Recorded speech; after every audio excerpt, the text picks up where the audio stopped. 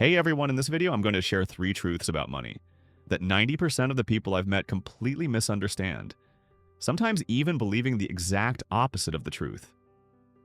These 3 truths are incredibly important for our lives. Everyone needs to understand them, no joke, I'm dead serious.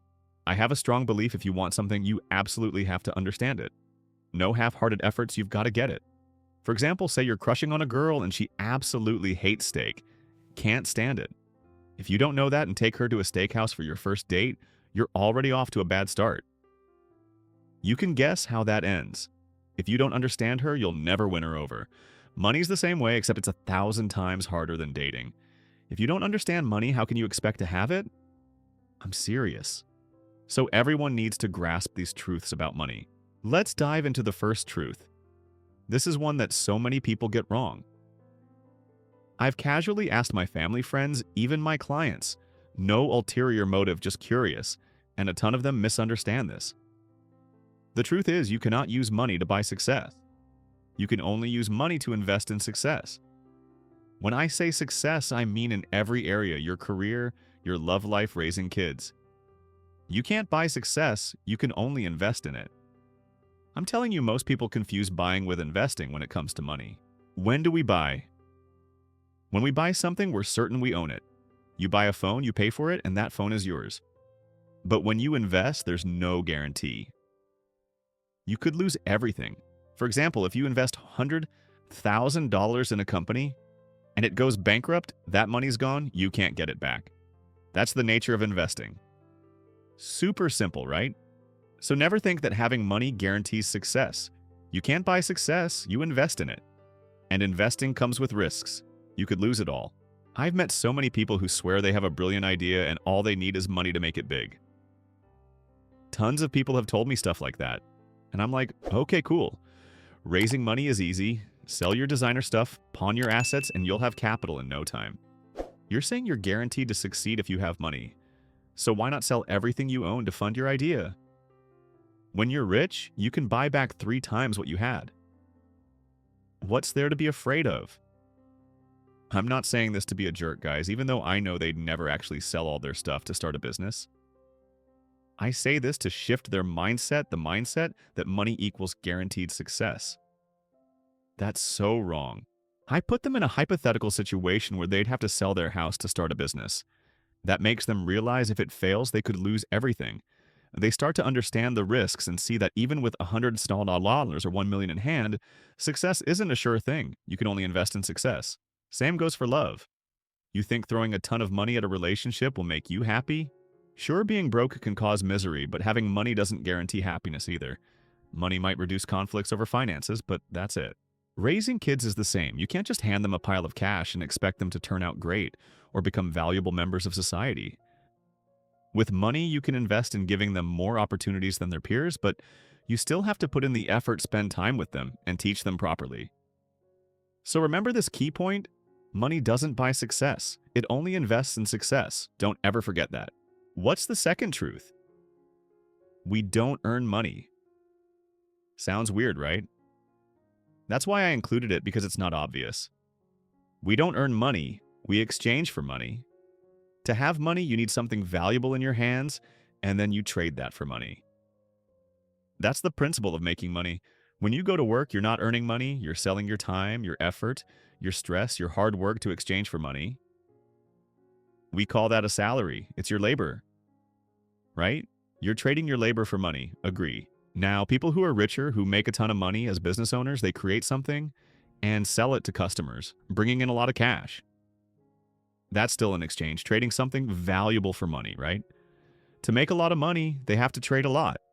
First a great idea, then time and risk. How many of you would dare to be your own boss? Being a boss means taking risks. Sometimes people sell their house or car to raise startup capital. That's a risky move. And the stress, many don't succeed right away. They trade their youth for money, sacrificing personal pleasures to work. Business owners don't have it easy either. They trade a lot to get the income many dream of.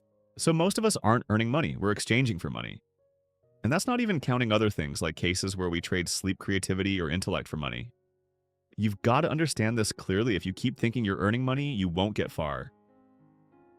It's about exchanging something valuable, but when you realize you're exchanging something for money, it's like a light bulb goes off the path to wealth becomes clear.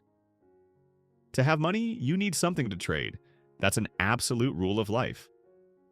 High-value things get you more money, low-value things get you less.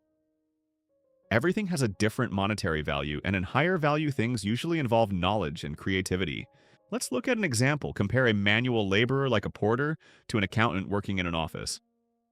Say you've got a porter doing heavy lifting and an accountant crunching numbers. Who works harder? The porter probably has a tougher job physically, but who gets paid more? Clearly, the accountant makes more money, unless you're fresh out of school with no experience and weak office skills. But an experienced accountant with good skills will always earn more. Now think about the difficulty of the work. Which is harder? Like I said, jobs tied to creativity and knowledge are more valuable. Imagine swapping their roles. Even if the accountant is a frail woman, she might start slow as a porter, but within 1 or 2 months, she'd get the hang of it.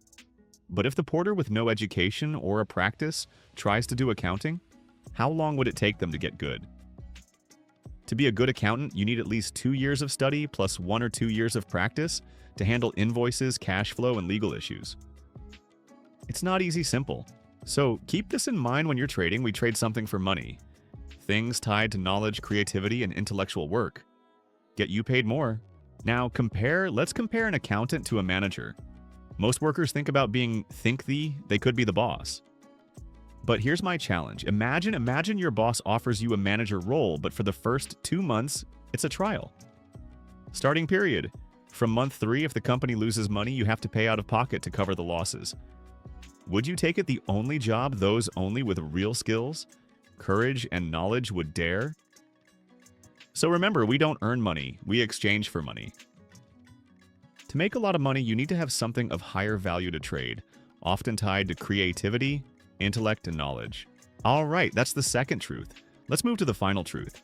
Out of 100 people, especially those working for a salary 99, get this wrong. This isn't from some official study, it's my own observation from the people I know. I have a habit of asking those around me, why do you go to work? Usually they say to make money. I follow up with, so you don't work because you enjoy it or love the job. Almost always they reply, if I worked for passion and not money, what would I eat? Some even react more strongly, like, can passion put food in my mouth? It seems like a lot of you are a bit confused. Who said working for passion or because you love your job means you won't make money? You can work for passion and still get paid. Let me ask you if you're working just for money. Do you have a lot of money now? Working for money doesn't guarantee you'll be rich, right? Working on something you love still brings in money plus something extra joy. Imagine going to work making money and feeling happy. Would your chances of getting promoted be higher or lower compared to someone who's only working for a paycheck? A lot of you go to work every day feeling stressed, bored, or down. You wake up in the morning exhausted, dragging yourself out of bed, dreading work like it's torture. Know why you're so tired? Because you're not finding joy in your work. That lack of joy comes from the mindset that you're only working for money. Sure, you're getting paid, you've got a stable job, but what's the quality of your life? Like, you're missing joy because you've never done something you're excited about or passionate about. That's what chasing money does to you. What's worse, some of you think that pursuing passion means no income. People who do work they love are the ones motivated to push harder and climb higher. So remember this truth. Working on what you love still brings money plus the bonus of joy. That's the formula for growth, for moving up, for succeeding. If you're working just for money, it's really hard to get ahead, super tough. I'm not saying that if you're in a job you hate, you should quit tomorrow. Not at all. You need to see it as a short-term gig, maybe for 1 or 2 years, not your whole life. Treating it as your lifelong career is like punishing yourself. View it as temporary, and during that time, keep your mind active, searching for what you love. Research it, learn about it, build the knowledge and skills to dive into something you're passionate about. When you're making money and feeling joy, you'll grow fast and a bright future will be waiting for you. All right, that's it for this video. Goodbye, and I'll see you in the next one.